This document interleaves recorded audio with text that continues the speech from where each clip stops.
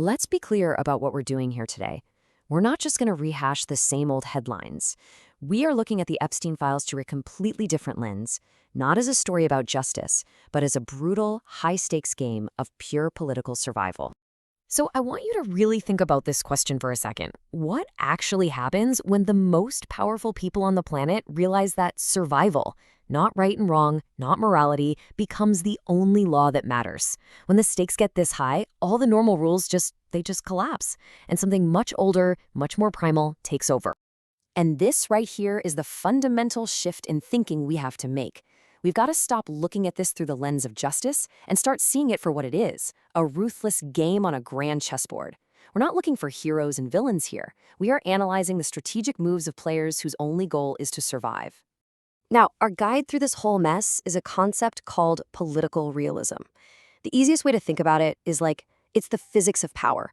It's a world where powerful people are always insecure, they never ever trust each other, and survival is literally the only thing that matters. This is the world we're about to step into. So, the moment the Epstein files began to be released, that wasn't a victory for transparency. Nope.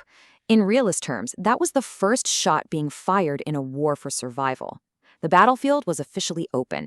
Let's just walk through how this all went down. For years, there was this tense quiet, right? A kind of Cold War where everybody staying silent kept everybody safe.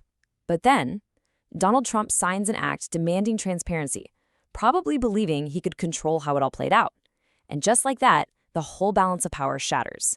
That assumption of control, that was the first critical miscalculation in this entire game. Okay, so with the situation totally out of control, Donald Trump had to make a move. And his initial strategy was a classic one, straight from the playbook of survival. I mean, just look at the brutal simplicity of this. This logic has nothing to do with truth. It's all about threat management. If the spotlight is on you, you're vulnerable. The solution? You point that spotlight at somebody else. And for Donald Trump, Bill Clinton became that somebody else, the shield. This wasn't personal. It was a cold, structural move for survival. And this is where the entire story takes a massive turn. That deflection strategy, which by all traditional political logic should have worked, it didn't just fail, it backfired in the most spectacular way possible. So you have to ask, why did it fail? It's because Bill Clinton refused to play the role of the defensive target. Instead, he did something brilliant and completely unexpected. He launched a counterattack. This move was an absolute strategic masterstroke. From a realist point of view, this has nothing to do with being morally courageous. It's about flipping the entire game board over.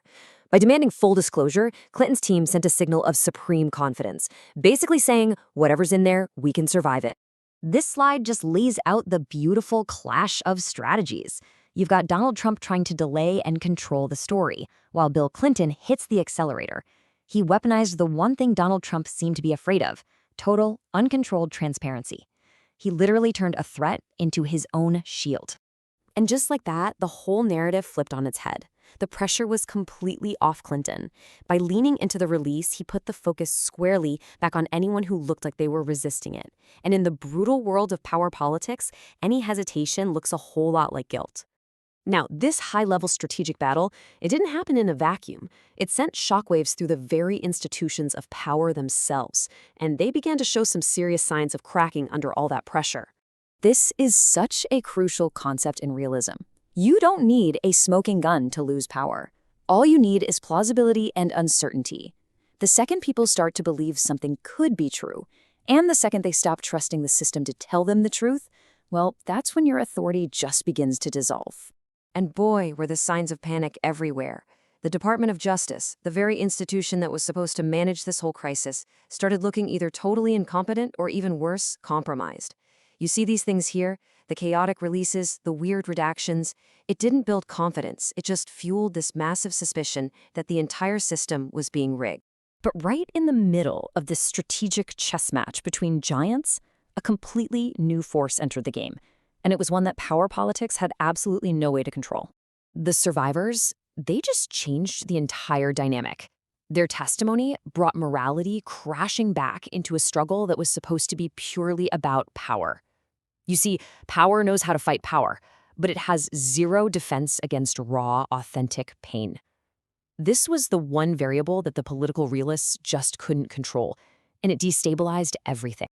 So, as this whole game starts to enter its final stages, what are the key takeaways? What's the final warning from this brutal lesson in power and survival? Well, the first lesson is this incredible paradox of power, and Donald Trump's strategy illustrates it perfectly. By trying so hard to control and slow down the disclosure, he only made everyone more suspicious. He made the eventual revelations that much more damaging. In a way, his resistance basically validated the accusations against him. And this is perhaps the most frightening takeaway of all.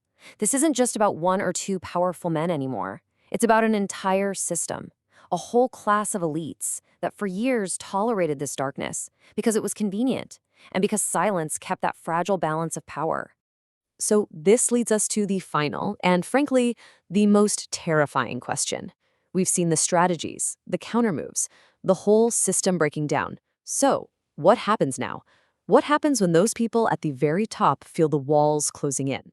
And the answer from political realism is stark, and it is completely unambiguous. Cornered power doesn't surrender, it doesn't look for a compromise, it doubles down. It escalates the conflict because from its point of view, retreating is the exact same thing as political death. And that brings us right back to the beginning. In this arena, everything, alliances, institutions, even the concept of truth itself, it can all be sacrificed for that one ultimate goal. The game was never about being right. It's about being the last one standing. The very moment that this brutal, underlying low of power is dragged out into the daylight for everyone to see, the game changes forever. The trust is gone, the secrets are out, and you can't just put the system back together the way it was. The exposure itself is irreversible.